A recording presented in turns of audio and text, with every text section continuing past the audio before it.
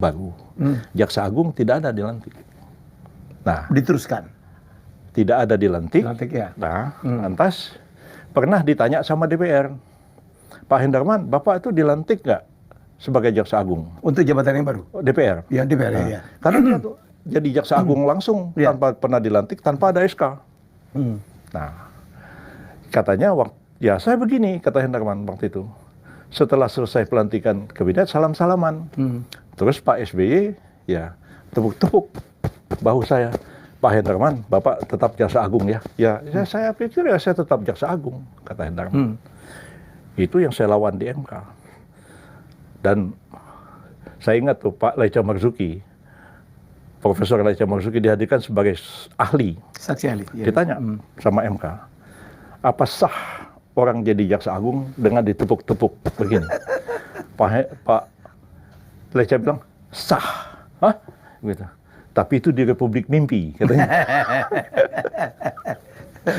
Terus dia menerangkan apanya Amts dan Amtsdragers. Jadi Amts itu jabatan, Amtsdrager jadi orang yang mengisi jabatan itu. Dia bilang orang mengisi jabatan harus dengan beslik.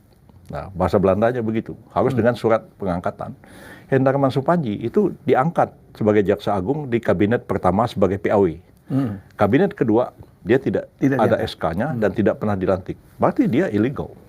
Dan setelah berdebat panjang di situ, MK memutuskan bahwa Jaksa Agung itu tidak sah. Dan Pak Mahfud pada waktu itu, dia jam. Sekarang ya, tanggal ini dia bilang, jam 2:30 menit, Republik Indonesia tidak punya Jaksa Agung lagi. Tok! Dipetok palunya. Sore itu saya challenge SBY. Berhentikan Hendarman itu. Kalau enggak, saya bilang, kita akan hadap. Terus saya bertemu Pak SBY. Saya bilang, Pak, ya, saya ini kalau mau melawan presiden, saya nggak perlu bawa 1.000 orang. Saya bilang, saya sendiri aja yang ngelawan. Buat apa bawa massa 10.000? Saya sendiri bisa menjatuhkan presiden kok. Saya bilang, dengan cara saya, lihat Jaksa Agung saya jatuhin.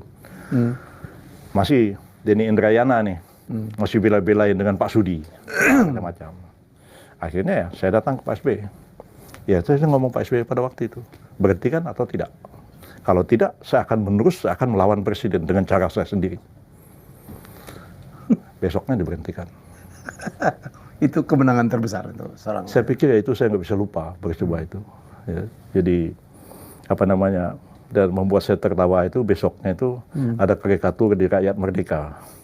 Karikaturnya itu ada Hendarman apa namanya lagi tidur, dibangunin sama istrinya karena Pak kerja dong, udah jam sekian. Ya, jadi jawabnya